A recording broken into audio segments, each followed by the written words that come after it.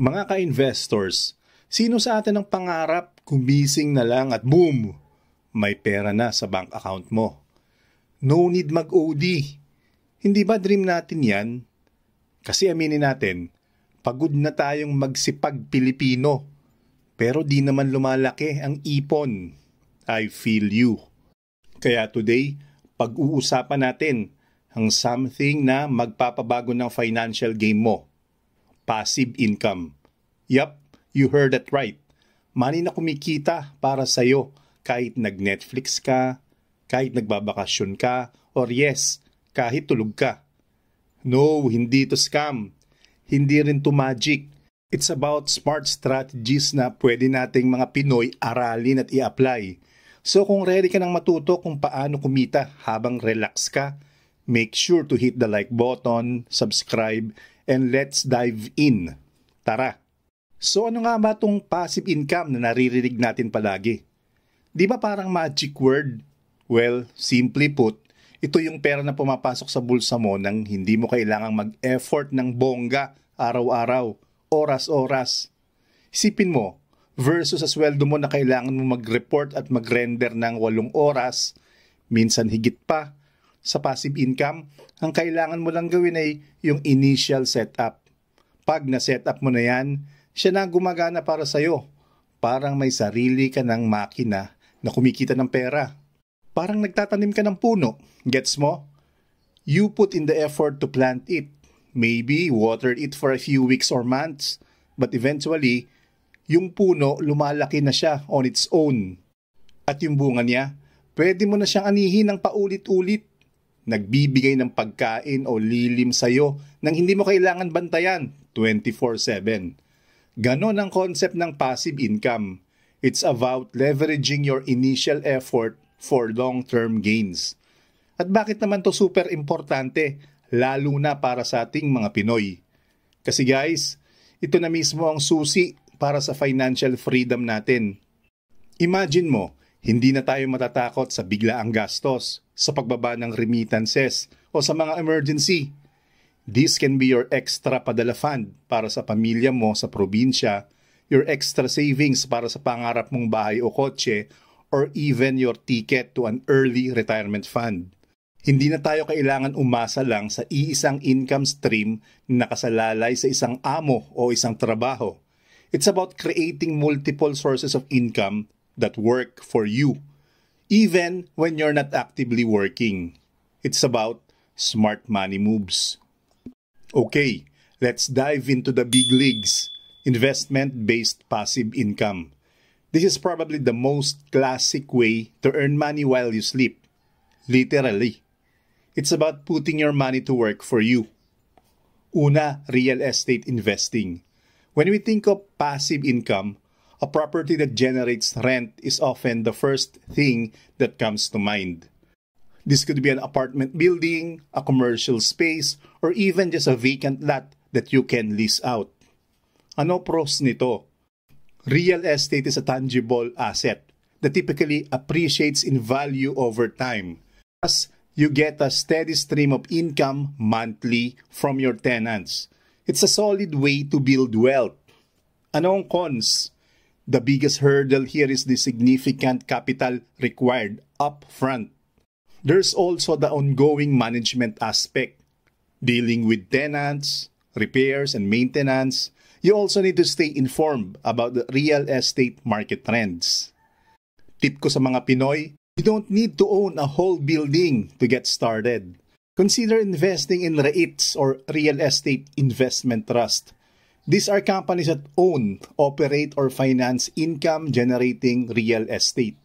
By buying shares in a REIT, you're essentially investing in a portfolio of properties without needing millions.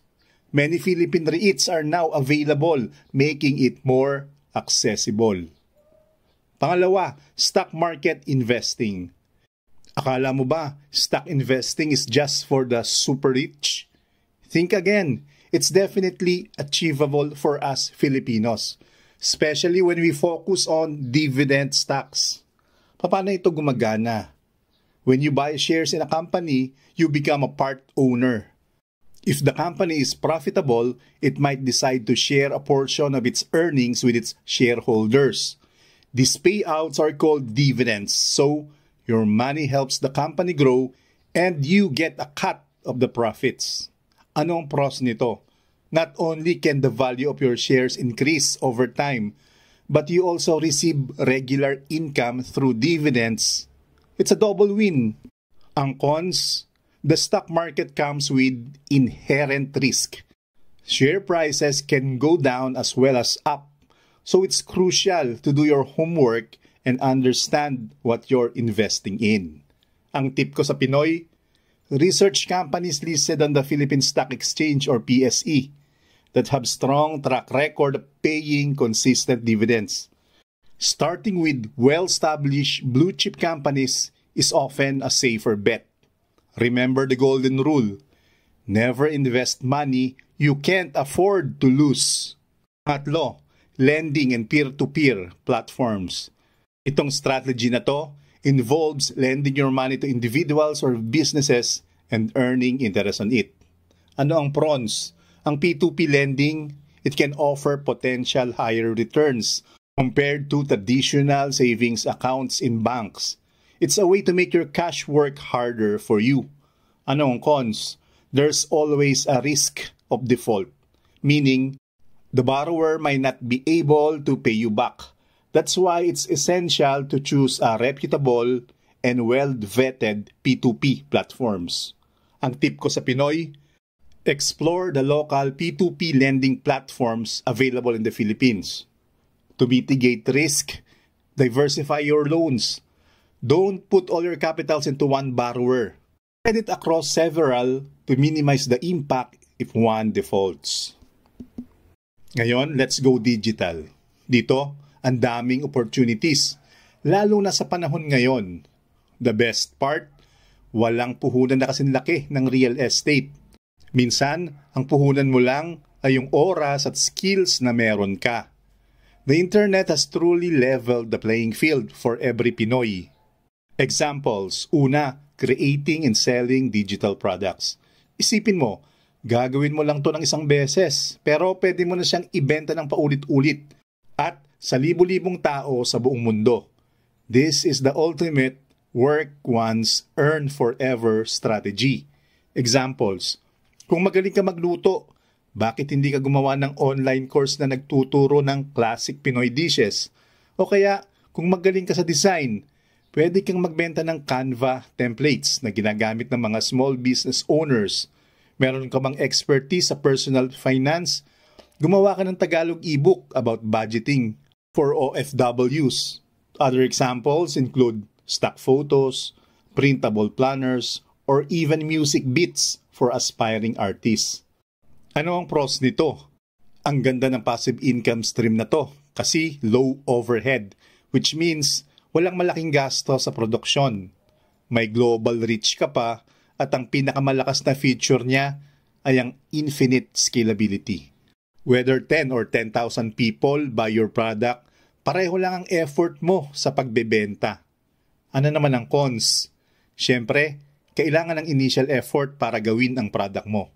Hindi mo pwedeng gawin to na patulog-tulog sa umpisa. And take note, marketing is the key. Kung walang nakakaalam sa produkto mo, paano sila bibili? Tip for Pinoy. Sipin mo kung anong problema ng mga Pinoy na kaya mong solusyonan. May problema ba sila sa budget ng pamilya? Gumawa ka ng guide.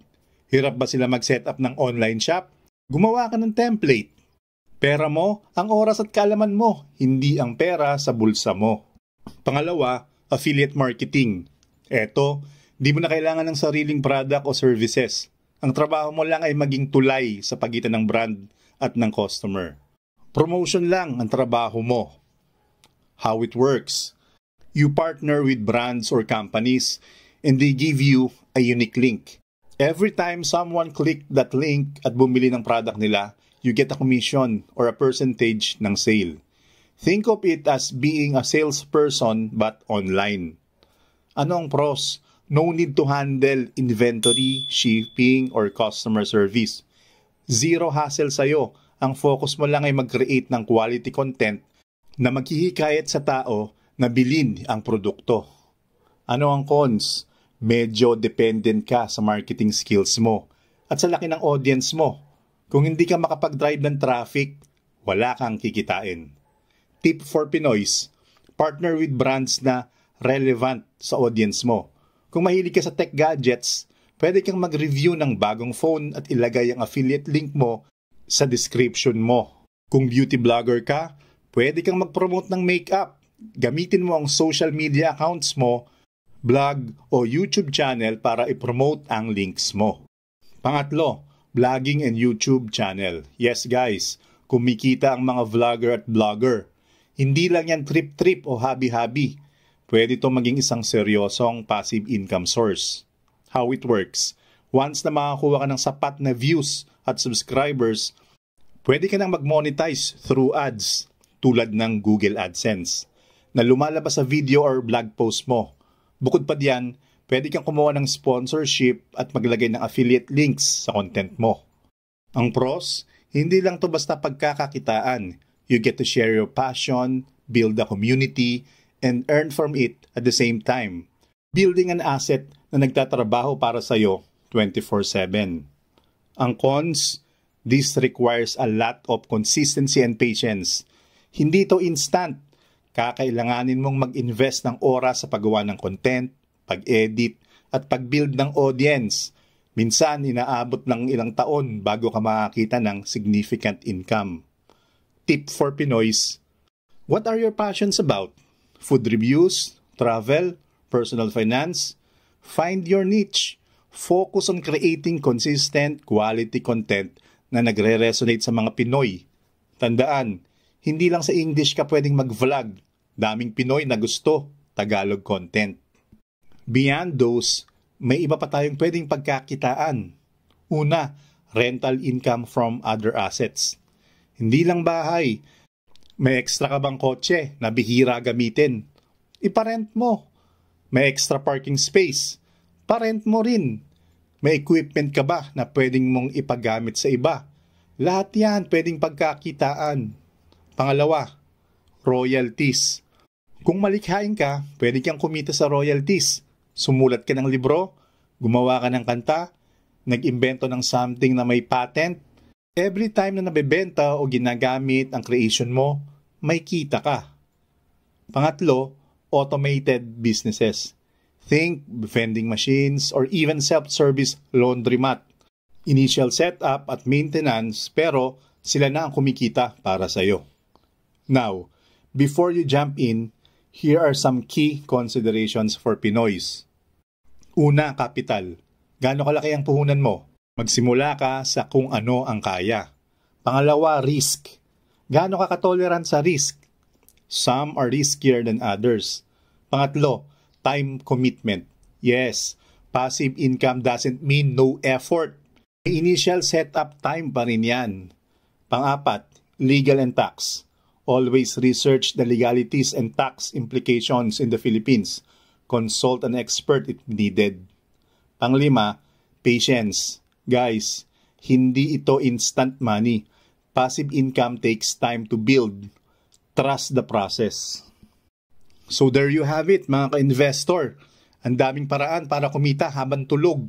From real estate, stocks, digital products, and even your creativity. The most important thing is to start. Hindi mo kailangan gawin lahat to. Choose one or two na akma sa skills mo, resources, at interest mo.